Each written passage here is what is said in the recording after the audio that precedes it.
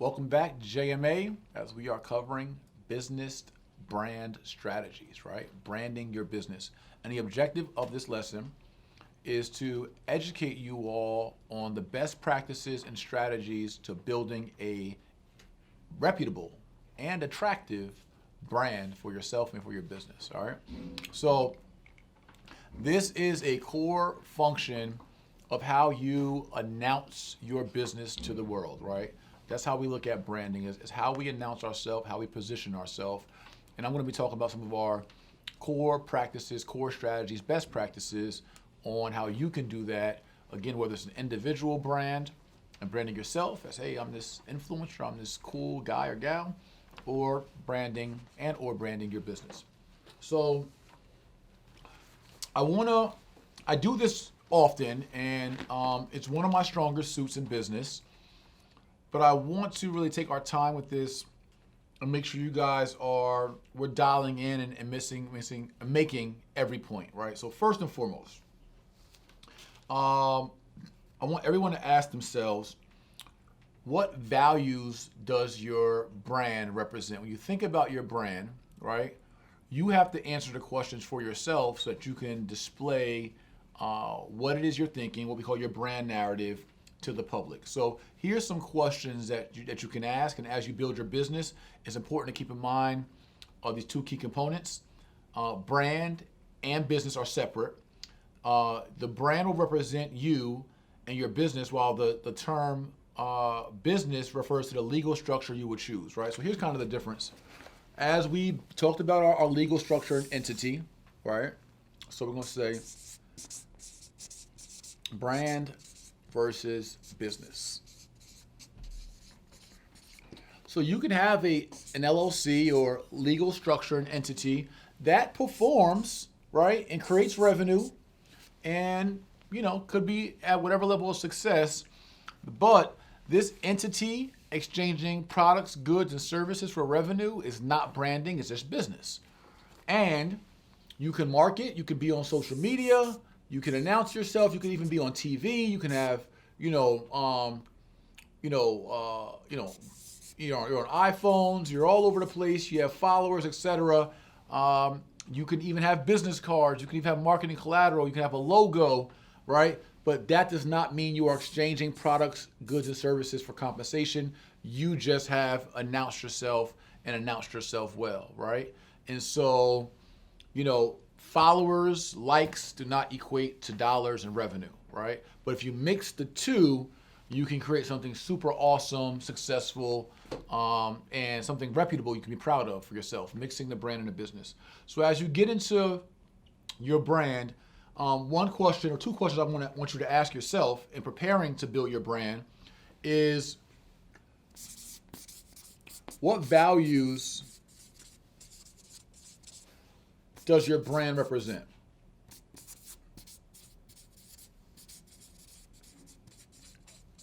Right? This sets the tone and the culture for what kind of brand you have. Is it a philanthropic brand? Is it an entertainment brand? Is it a brand that's crazy, wild, and ratchet, right? Is it a brand based on you do the craziest stunts, or you're the funniest comedian, or you're into women's rights, or you're into animal rights, right? It's not, I'm not talking about business model, but what I'm talking about is, what values does your brand represent? Is that value empowerment, right? Does your brand value, is it empowerment? Is it being uncensored? Is your brand values, being crazy? Is your brand value being the sexiest, being the most attractive, the most appealing? Is your brand value about representing underserved? Is your brand value luxury and elite? You have to ask yourself these questions, again, to start to establish a tone for your brand. And what kind of piggybacks this is also asking yourself, what do you want your brand, your business brand and your personal brand, to be known for? So the easiest way to think about this is when someone sees your logo, when someone sees your business name, when someone sees you or any representative of your organization, what do you want them to immediately think of? And let's think about some of the big brands that we see and that we know often. When you think about Apple, right? You see an Apple product, you see an Apple employee, you get a kind of certain feel, like a certain thing, right? You think about, obviously there's always a high level of customer service and professionalism. There's a whole techie, kind of quirky, kind of, geeky in a good way kind of feel. When you think about certain NBA teams or NFL teams or sports teams, some teams have their own brand, right? You think about the Lakers, you think about flashy and, you think about, fun in Hollywood. When you think about the Knicks or the Pistons, you think about gritty and grungy, right? These are literally brands, right? And these are folks or companies or organizations who have dictated and decided how they want the world to see them and what they want to be known for, right? So what do you want to be known for? If it's a real estate company, do you want to be known for the fastest closings, for helping motivated buyers or sellers, for home ownership programs, for high-end apartments, for building skyscrapers, known for, and not just business model, but again, more for a tone, for a culture, and more for values, right? So what people can expect, what energy they can expect, right? And interacting with your brand, which represents your business, right? So your brand does represent your business when they're both connected. And so what energy will they expect in that regard? So let's go on to naming our business. So here's some points in regards to naming our business. The name you choose for your business is very important. A catchy, tasteful name that commands power is how you garner your audience's attention. Being that the company name will be the public's first impression of who you are, be sure to take the following consideration when creating your business name, right? Nothing takes away your power more than a bad name that doesn't draw people's attention away from your competitors and towards you. Be sure your name is consistent on all platforms. So, name's gonna be personal to you. I mean, sometimes the key is to, when I say personal, it does not have to have emotional or emotional kind of impact, but it will be a personal decision as for you as the maestro. But it has to be personal and impactful or powerful, right? So for instance, our real estate fund, the Tulsa Real Estate Fund. In that fund, we particularly chose that name because of the historical significance of Tulsa, Oklahoma, and the Greenwood or Black Wall Street community of Tulsa, Oklahoma. And the culture, the tone, and the model of that community is what inspired us, or part of what inspired us to create this first Black-owned real estate Regulation A crowd fund in history of the country, right? So Tulsa wasn't so much personal to me, but it meant something to me, or the story behind Tulsa meant something to me, and it means so much to so many others, but it also has an impactful and unique name. And so many people say, oh, Tulsa, does it mean you do business only in Tulsa? Or, what's Tulsa about? You're in Atlanta, or what's Tulsa, right? And so the name asks questions. I think having a name that can be, provoke some inquisitiveness is also kind of key. You can have names that are risque. I mean, there's a current day, I don't know when you're watching this, but current day, there's a restaurant called Slutty Vegan that is very, very popular, lines around the corner, and it serves vegan food. Why is it slutty? I don't know, but the name rings bells, it's provocative, and it sets itself apart from the competition. So you can go all the way left or right, risque. You can go very, very conservative.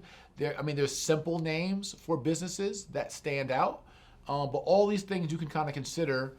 But I do want to make the point that no matter what you name your business, look at Apple. Who thought Apple would actually mean something, right? Or be a big business model. So no matter what you name your business, if the business is reputable, if the business is successful, if the business offers great products, goods, and services, and you brand it well through repetition marketing. You also write that down. Repetition marketing, meaning consistency of pounding it over people's heads through marketing.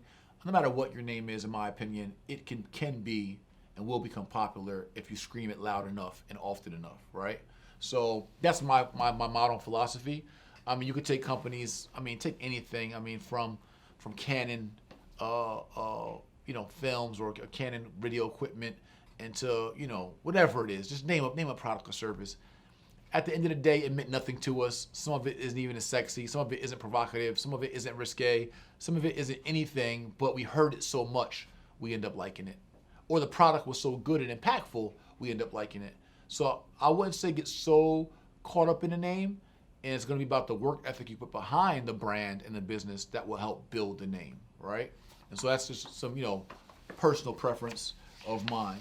So as we get past the name, I want to get to some of the core of branding. We covered some of this in the real estate R section of our curriculum, where we talked about some branding, but I want to do a little deeper dive today. So I'm going to use a fresh page for this. So when I get into branding, one of the first things that I truly talk about is, what is your brand narrative?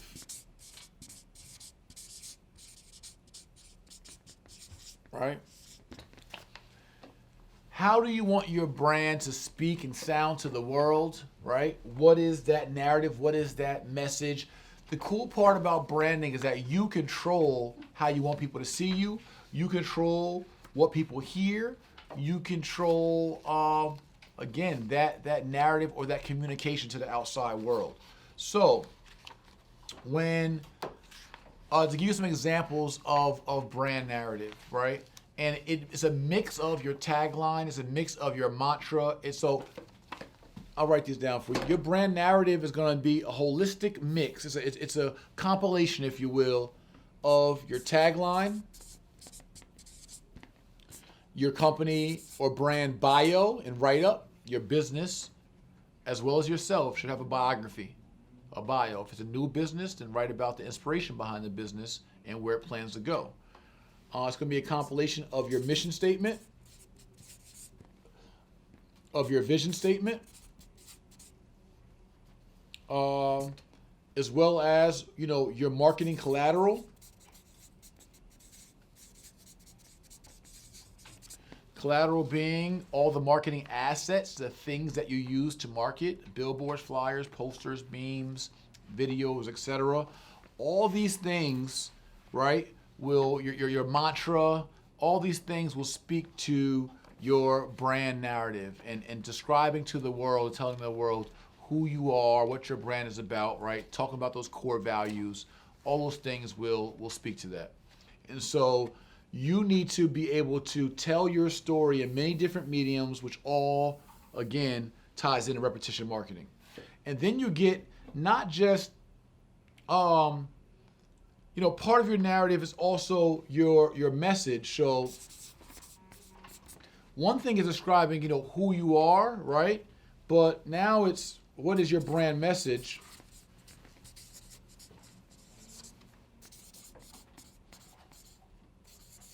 So this is more about the who. And your brand message is more about the what. The what and the how. So this is more who you are, and this is more what you do and how you impact the world, right? Your message is, how are you impacting your consumers? What is it you're offering different? What is unique about your business? These things will be comprised of your USP, your unique selling proposition, right? And so you want to get into your brand message, right? And so what are you saying to the world, and how are you impacting your consumer, right? And in helping us to define that, we also go into who is our audience.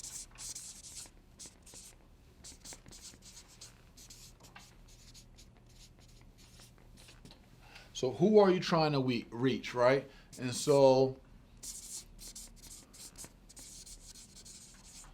what demographic? Do you have an idea of the economic background of this demographic? Is there a particular gender, right, in that demographic? Is there a particular race, religion, etc. in that demographic? Is there a particular location of that demographic? What are their hobbies, their habits, right? What are their interests? So identifying your demographic will help you also identify your audience. And that again is who is most impacted by your products, goods, or service, right? So the way we define that is who is most excited about and or most impacted by your products, goods, and services, right? That's how you also define your demographic and your audience, right? What their interests are.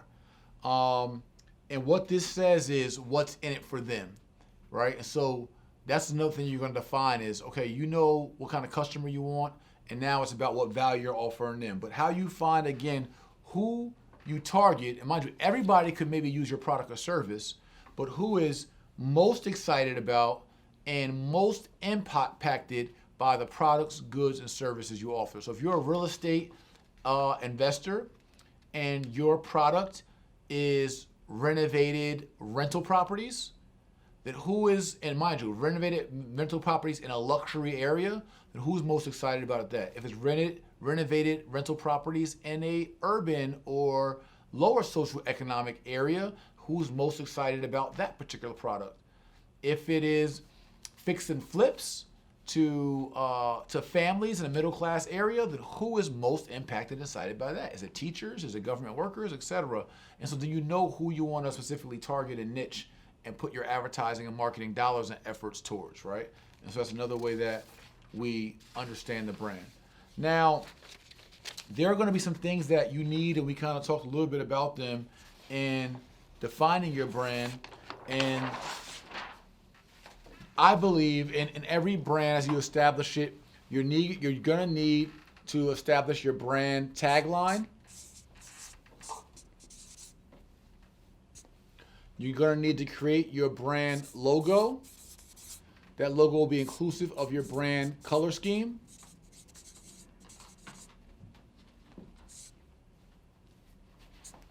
These are some foundational elements of every brand.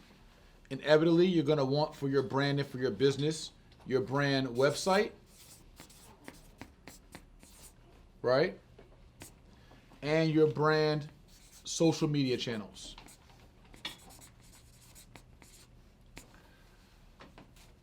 These are, and then we're going to get into your mission and vision statement a little later. We're going to do a dive on those as we get into overall product development and company development. But these are the foundational elements to any company that you want to start and you want to brand or market it, right? Remember, the business can function without these things, but the brand needs these things in order to support and represent the business well, right? And so you want to think about a tagline. A tagline can be a sentence, it could be a multi-sentence, probably unpreferred. It could be one word, it could be a series of 3 words. I'll give you some examples. When I started my personal brand, like the Jay Morrison brand, understanding my message, my narrative, and my audience, my initial tagline was leading by example. I felt that was a representation of what I want to offer the world, and the audience that I was targeting were those who were underempowered and underserved, and I want to lead by example of how they can be more better served and how they can excel, especially economically and socially in life. And I wanted to intentionally position myself as, from a speaker, author, and role model standpoint, as someone they can trust as an example. Pre my personal brand, my first real estate company, Mr. Real Estate LLC, our tagline was investing makes sense, CENTS. And again, this was a play on my company. Not only was it about me developing or investing, but I was helping to consult, to educate, and to partner and bring investment opportunities. Remember, at this time, I was a real estate agent, I was a loan officer, I was an investment consultant, and a developer. And so I was bringing opportunities to so many folks. This was my way of, again, in my tagline, in a few short words, saying that off a play on words, one, hey, we got some personality here, right? We know sense, right? It makes sense, like it's reasonable, it's wise, it's logical, and sense, C-E-N-T-S, that it's profitable, right? It brings in money. And so we want the social personality in our tagline and youthfulness, but we also wanted to, again, through repetition marketing, explain to our customer that investing is a good idea, it's a good opportunity, and it's something you should be thinking about when you're thinking about making additional money, right? And I've had taglines as simple as mentor, as I got into more mentorship, still was doing business, mogul, but still wanted to be that role model, inspiration. We use just 3 words that way, mentor, mogul, inspiration at one point was also my tagline.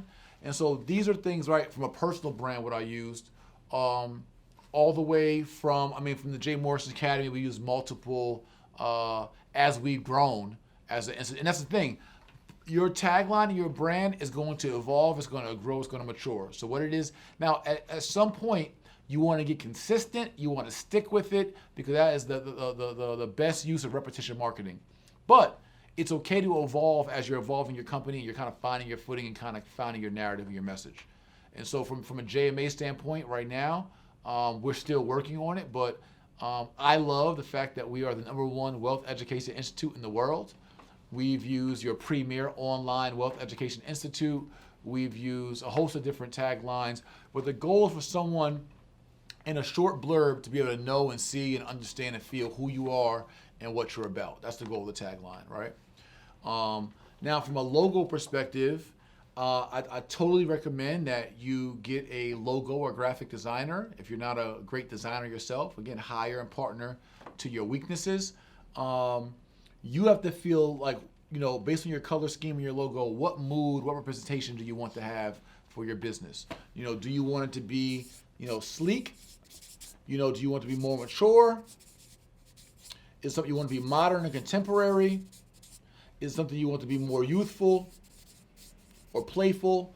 All those things matter. If you're doing a business that caters towards children, you may want to use colors that are appealing towards children, right? Or more fun or more animated. If you're doing something in a more luxury or high-end market, you may want to be more sleek and succinct in your brand or tagline. You may want to be more clean. When I first started Mr. Real Estate LLC, we had this very, very bright yellow, like Big Bird yellow, and then some blue and red undertones. It really was like something that was more like kids' school colors. But for whatever reason, one of my first flyers I made, my mom made for me actually. It was a very colorful flyer. It was really cool. I made nearly $500,000 off advertising from that flyer. But it just had a more youthful feel. And then as I wanted to level up my clientele and level up the perception of my business, we went with a very, very clean white and gold everything. Like I said, just 2 colors, just white and gold. Our business cards had gold foil kind of writing, right? And you have the right to, again, dictate how you want to do that. Your tagline and logo are going to be a big part of your business cards, which are going to be a big part of, again, representing your brand. And how you design these are going to be a big part, again, in that initial perception that people perceive of you. I've done the real thick business cards, again, because they make an impression and they say something. I've done the clear business cards. You can see right through them because, they're cool. People take a double look at them. You can do the little itty-bitty business cards. I've seen the money business cards, like a folded $100 bill that, so you can be very creative. You can be very simple. None of these things mean your business is going to be more booming or less booming. I know folks that, there's times where I didn't even have business cards for years and I was making millions, right? So you don't necessarily need it to be successful, but it does, especially for new entrepreneurs or those looking to scale. It is a nice touch to your business and to your brand, being able to add some of this marketing collateral. Website. one of the key reasons why a website is so important, there's multiple reasons, but one is as we communicate more and more digitally and through email, it's important that your email, right? So your website, one of the first things you do is you get a domain, right? Or URL. That is your, www.xyz.com.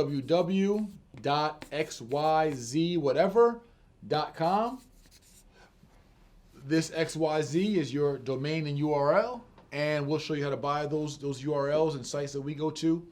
But one of the important parts of it is that as you get your personal email address, now you are Jay, or your name, at xyz.com. This sets a great perception and tone for you as an executive in your company or owner or whatever you want to position yourself as. You could literally market yourself as a VP of operations or operations coordinator or secretary if you want, even as the owner. You don't have to announce to the world you're the owner if you feel like it benefits your business better for you to be an undercover owner or a quiet owner. That's just some strategy I've used in the past. As I was newer and younger in business, I felt that the clientele I was targeting would perceive me better as an employee and staff member than as an owner. And so although I was the owner getting the owner checks, my card said VP of Business Development. Didn't make a difference to me because it wasn't about ego or pride. It was about the performance and the profits. And so in your website, it's going to be one of the ways that people search you, that they see what you're about, see your mission, your vision, your color scheme, your logo, and see how professional you are. And it's really going to be your store. Your website is the new brick and mortar. It is the new glass window. Pretend someone is walking down the street of downtown Main Street and they just walked by your store. And that's what online websites allow us to do, is to be able to promote and present our business to the entire world, the World Wide Web, www, and do so in a way that represents us and our business in a great way. So now on the social media side, what we recommend is, first and foremost, find what social media that you like and that you want to be relevant on. So you have to decide, there's many channels, what channels you want to be relevant and you want to put your energy into.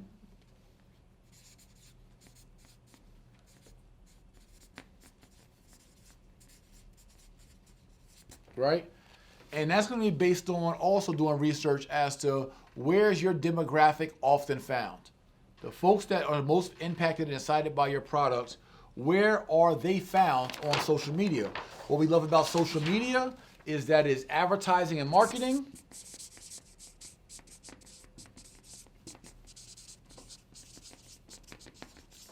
That is free 99, right? So we are able to market ourselves, promote ourselves to hundreds of thousands, even millions of people for free 99 through social media. So you're going to figure out the channels that we recommend based on popularity, based on ease of content, and etc.